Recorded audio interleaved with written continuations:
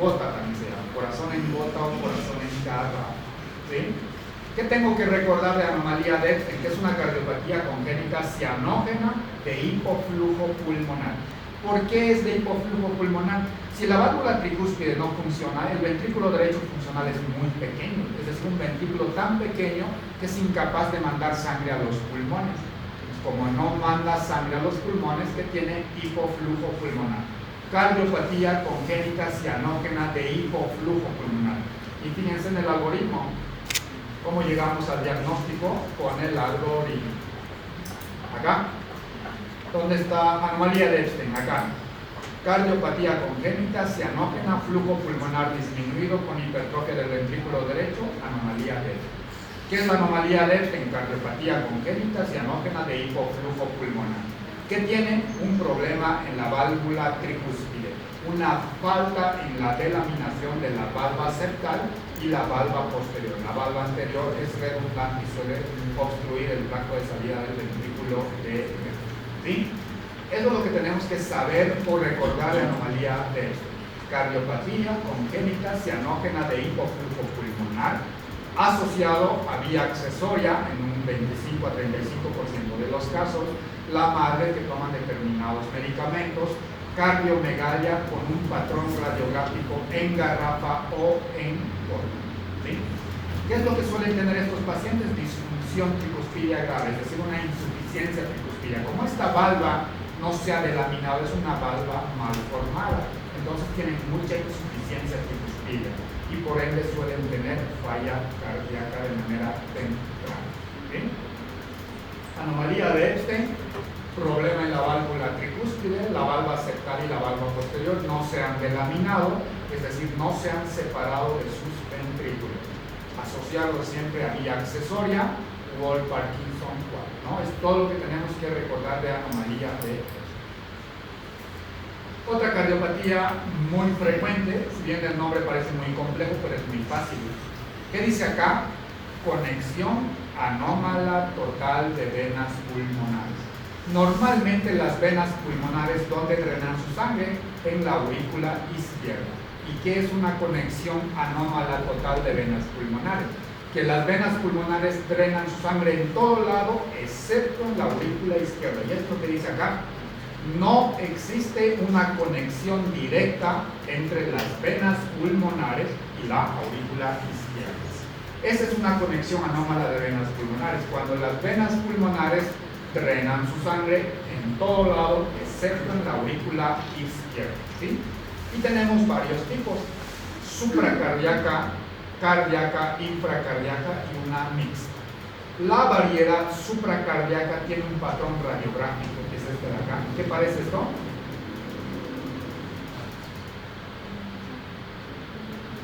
¿Qué parece? Muñeco de nieve, ¿no? Mira, acá se ve mejor, el muñequito de nieve, ¿sí? Pero siempre en la variedad supracardíaca, porque la infracardíaca y la intracardíaca no te da ese patrón radiográfico, ¿sí? El nombre parece muy complejo. Conexión anómala total de venas pulmonares, pero el nombre lo dice el diagnóstico. Las venas pulmonares no llegan a la aurícula izquierda, llegan a todo lado excepto a la aurícula izquierda.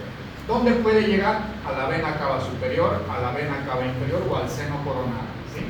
Cuando llega a la vena cava superior se llama supracardíaca, cuando llega a la vena cava inferior, infracardíaca, cuando llega al seno coronario, intracardíaca, y también puede haber mixta, es decir, dos drenar en la cava superior y dos en la cava inferior, ¿sí?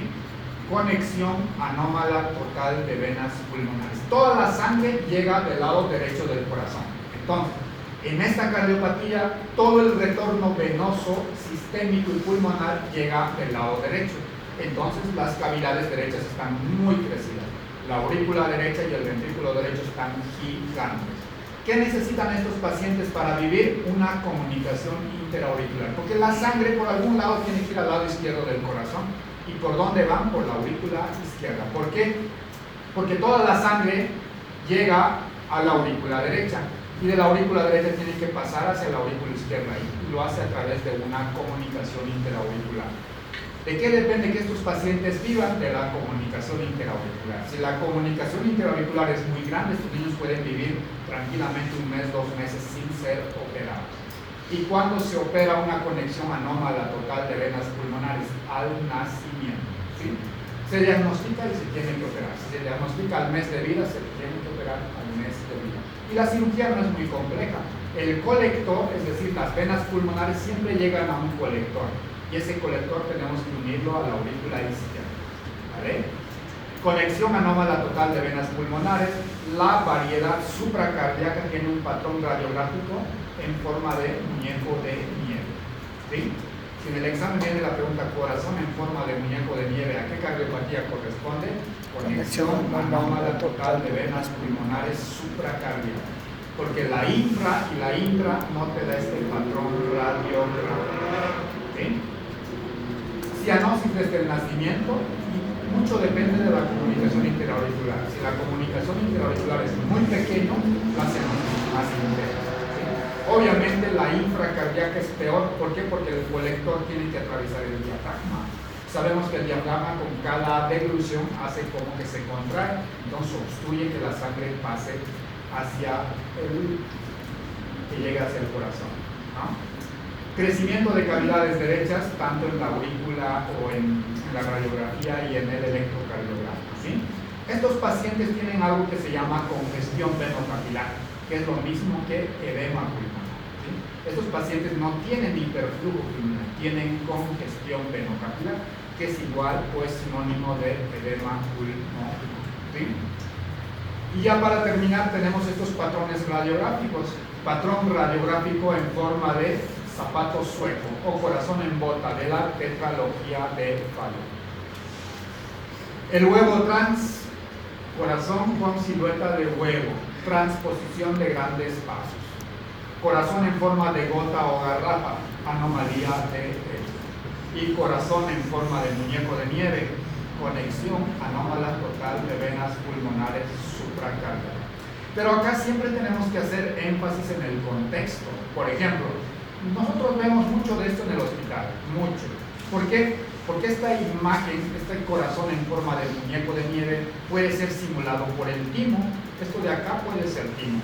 Hay pacientes que vienen con timo grande y darte esta imagen falsa de muñeco de nieve.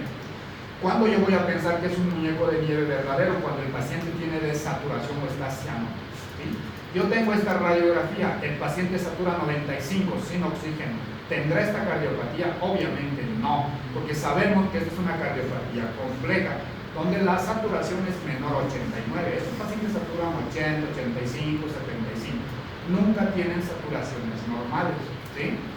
Entonces, si yo tengo esta radiografía en un paciente que satura normal, no es una conexión anómala, que es el timo. Pero si tengo esta radiografía y el paciente satura 75, yo le administro oxígeno suplementario, sube a 78, lo intubo, sube a 80, pero no sube más de 80. Este paciente tiene una conexión anómala total de venas pulmonares, ¿sí? Ahora este de acá, ¿cuál será su diagnóstico diferencial? Un derrame pericárdico. Pero el diagnóstico diferencial acá es muy fácil. Fíjense la vasculatura pulmonar. Tiene hipoflujo pulmonar. Acá los pulmones no tienen sangre. En un derrame pericárdico, la vasculatura pulmonar, primero que está normal, segundo que satura normal, ¿sí? En una anomalía de severo, primero que tenemos hipoflujo pulmonar y el paciente desatura. Tiene que tener una saturación menos de 81. Entonces, si yo tengo esta radiografía, el paciente satura normal, ¿será una anomalía de Sten? No. Pero si el paciente tiene esta radiografía y satura 75, con oxígeno 78, este paciente sí tiene una anomalía de... Lo mismo con esta imagen radiográfica en forma de huevo. Si yo tengo esta radiografía, yo digo, puede ser una transposición, pero sabemos que la transposición del paciente está cianótico desde el nacimiento y siempre las saturaciones son bajas, menor a 89. Tengo esta radiografía y el paciente satura 70, es una transposición de grandes vasos. Tengo esta radiografía, pero el paciente satura 95, normal y sin oxígeno. ¿Será una transposición? Obviamente no, ¿sí? Estas cardiopatías son cianógenas, los pacientes siempre tienen desaturación. Y lo mismo con el Fallot. Si Si tengo una radiografía con un patrón radiográfico en forma de bota o zapato sueco, además que el jugador tiene un soplo muy intenso, ¿sí? Tiene que tener un soplo cardíaco mesosistólico muy intenso y tener el paciente desaturación. Si yo tengo esta forma de bota o zapato sueco, el paciente no desatura, no tiene soplo, obviamente no es un fallo, ¿sí? Es otro diagnóstico, menos una tetralogía de fallo. Estas entonces son patrones radiográficos de cardiopatías complejas. ¿Y cuáles son las cardiopatías complejas? Las cardiopatías cianógenas, ¿sí? Las cardiopatías cianógenas son las más complejas, siempre requieren de cirugía en la etapa neonatal, ¿sí? Si no se opera en la etapa neonatal, estos pacientes se mueren en su casa, la gran mayoría. Ahora, estos pacientes pueden vivir por el conducto arterioso. Sabemos que el conducto arterioso es una estructura vascular que comunica aorta y pulmonar.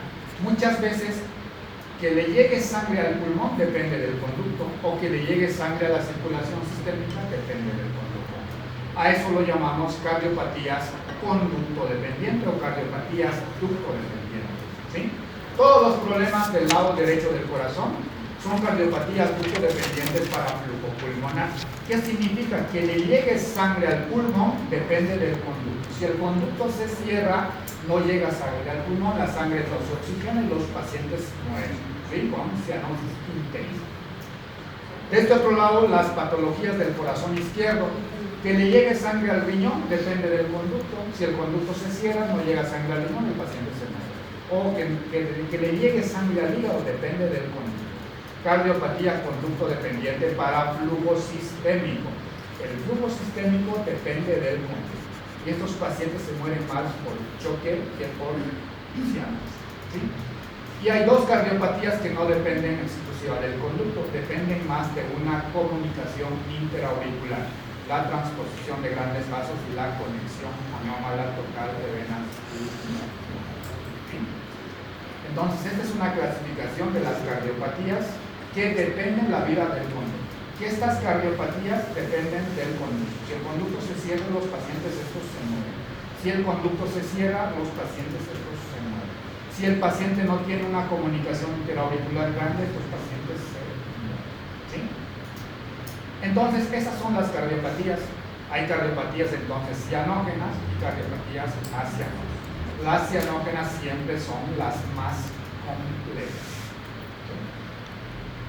Decíamos que la cianosis no siempre es evidente, ¿no? Porque la cianosis depende de varios factores, pero lo que sí es muy evidente es la desaturación. Estas cardiopatías complejas nunca tienen saturaciones normales. Sabemos que la saturación normal para Cochabamba es igual o mayor a 93. Entonces estas cardiopatías nunca van a saturar más de 93. De hecho saturan menos de 89. Todas estas saturan menos de 89. Algunos incluso menos de 80. ¿Sí? Cardiopatías complejas. ¿Qué tenemos que aprender? El algoritmo. El algoritmo donde están todas nuestras cardiopatías. Este de acá. Cardiopatías congénitas acianógenas. Acá tenemos dos grupos, las de flujo pulmonar incrementado y las de flujo pulmonar normal. En las cianógenas el flujo o está aumentado o está disminuido. Todas estas son cardiopatías complejas. Todas estas ya los hemos visto, al menos los aspectos más importantes de cada cardiopatía. ¿Sí?